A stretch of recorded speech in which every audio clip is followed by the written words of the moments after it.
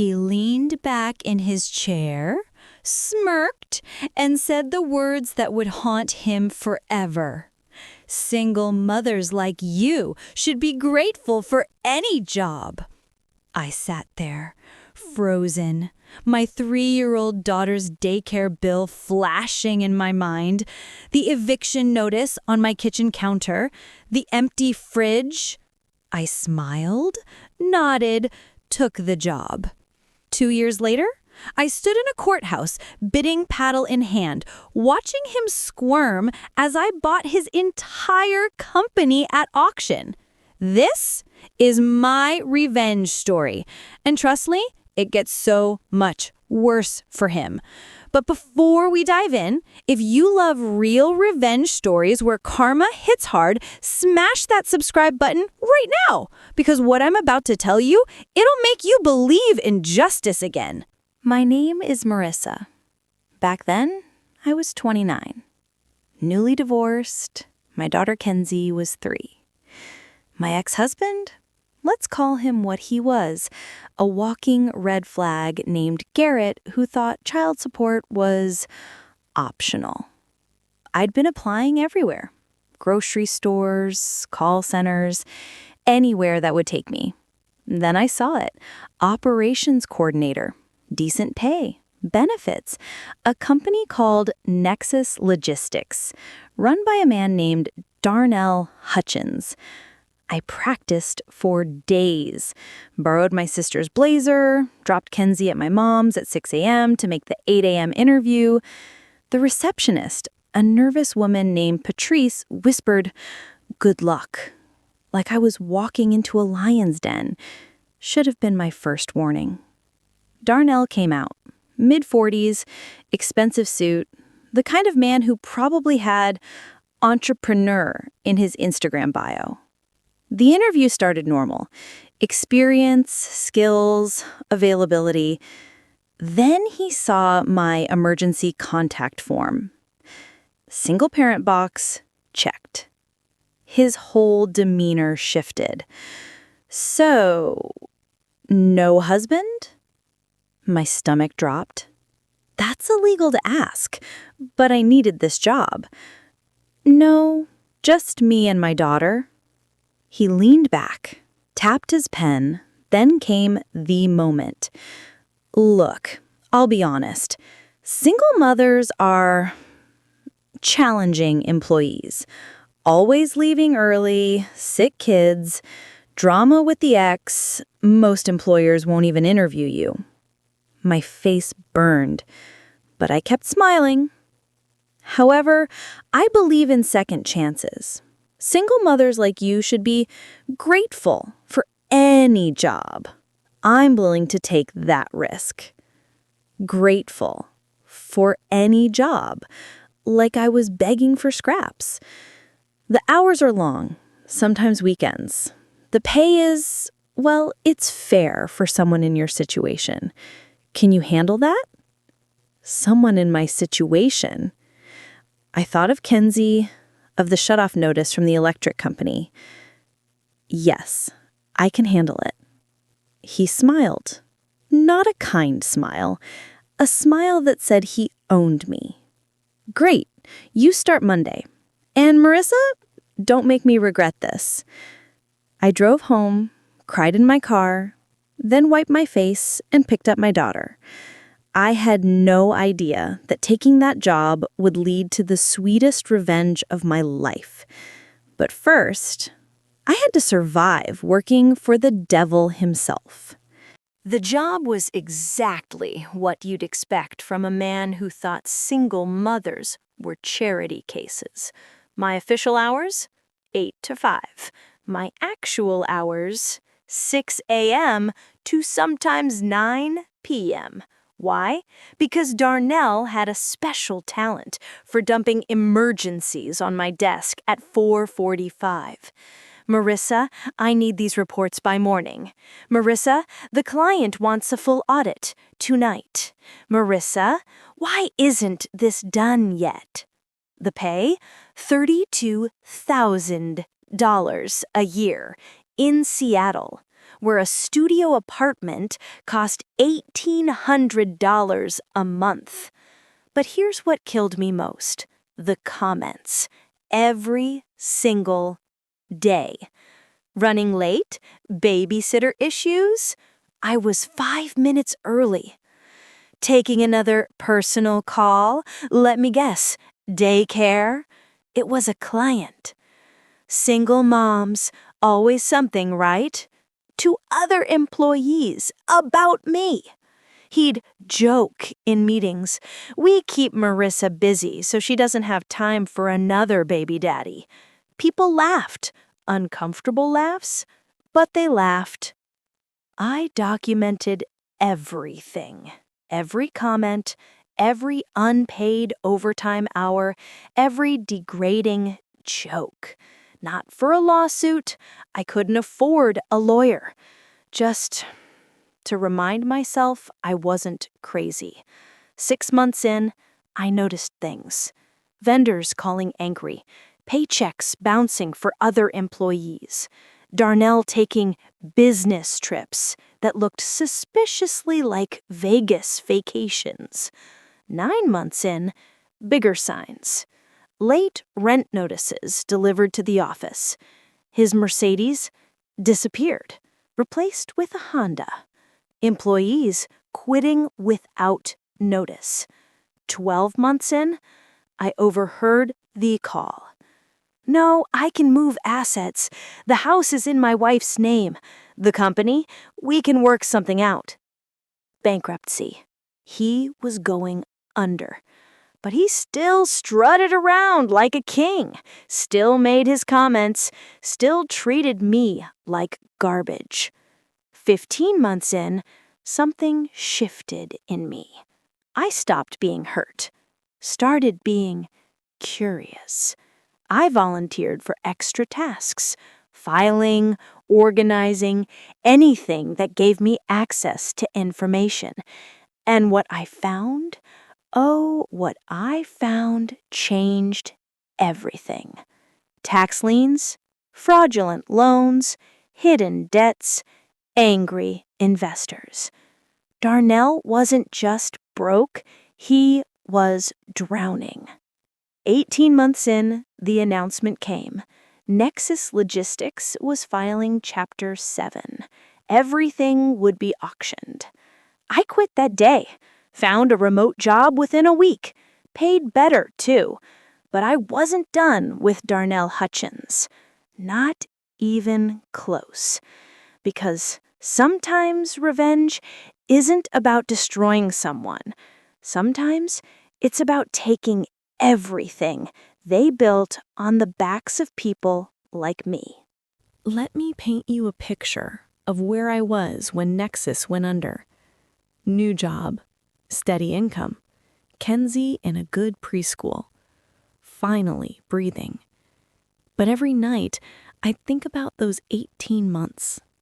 The humiliation, the exhaustion, the way he smiled when he said, grateful. Then I saw the bankruptcy filing. Public record. Every dirty detail. $2.3 million in debt. Fraudulent PPP loans. Unpaid employment taxes. And at the bottom, assets to be auctioned February 15th. That's when the idea hit me. What if I bought it? Crazy? Maybe. Impossible? I thought so too. Until I did the math. See, Darnell had burned every bridge. Clients hated him. Vendors blacklisted him. Employees celebrated his downfall. The company name was poison. The physical assets were minimal. Some computers, office furniture, a few delivery trucks. But the contracts, the routes, the license to operate, those had value to the right person. I spent weeks researching, called old clients, talked to former vendors, built a business plan. Then I called Marcus. Marcus was my cousin's husband, owned 3 successful restaurants. The kind of guy who turned everything he touched into gold. I pitched him over coffee. It's selling for pennies. I know the operation inside out. I have connections with all the old clients. We could flip it in 6 months. He looked at my numbers, my research, my 18 months of documentation showing exactly how the company ran. He looked at my numbers, my research, my 18 months of documentation showing exactly how the company ran. He looked at my numbers, my research, my 18 months of documentation showing exactly how the company ran. He looked at my numbers, my research, my 18 months of documentation showing exactly how the company ran. What's the minimum bid? Probably $50K, maybe $75K max. He smiled. I'm in for 60. You put in 15, we go 75-25 on profits. I had 15K, barely. My entire emergency fund plus a loan from my mom. But this wasn't about money anymore. February 15th, courthouse steps, 9 a.m. I marked my calendar, bought a new suit, not borrowed, mine. And I practiced my poker face in the mirror, because Darnell would be there. He always had to watch, had to see who got his things. What he didn't know, one of those bidders would be the single mother he thought should be grateful. And I wasn't coming for scraps. I was coming for everything. The morning of the auction, I didn't sleep, couldn't eat, could only think about one thing. The look on his face when he realized who won. February 15th, 8:47 a.m., courthouse steps. I saw him before he saw me. Darnell, cheap suit, stressed face, talking loudly about how vultures were circling his life's work. Life's work built on the backs of people he treated like dirt. The auction room was small, maybe 20 people, local competitors, liquidation specialists, and me. I sat in the back, baseball cap, sunglasses, just another vulture, right? The auctioneer started. Office furniture went first, then computers, then vehicles. Then came Lot 47. Nexus Logistics, LLC. Company name, operating licenses, existing contracts, and all associated intellectual property. Starting bid, $25,000. A competitor raised. $30,000. Another. $35,000. I waited, let them fight. $40,000. $45,000. $50,000. The room thinned. 2 serious bidders left, plus me. $55,000. I raised my paddle. $60,000. Darnell's head whipped around, trying to see who the new bidder was. $65,000 from competitor 1. $70,000 from me. $72,000. $75,000 from me. The room went quiet. The other bidders shook their heads. Not worth it for a poisoned company. Going once, going twice. That's when I stood up, removed my sunglasses. Darnell's face. Ugh, his face. White, then red, then purple.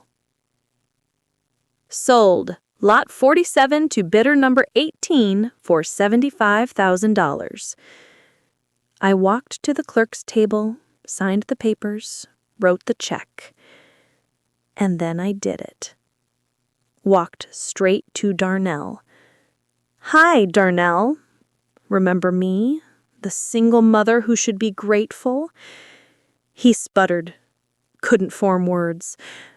Funny thing about single mothers, we're used to doing impossible things, like raising kids alone, working 18-hour days, and, apparently, I held up the papers, buying the companies of men who underestimated us.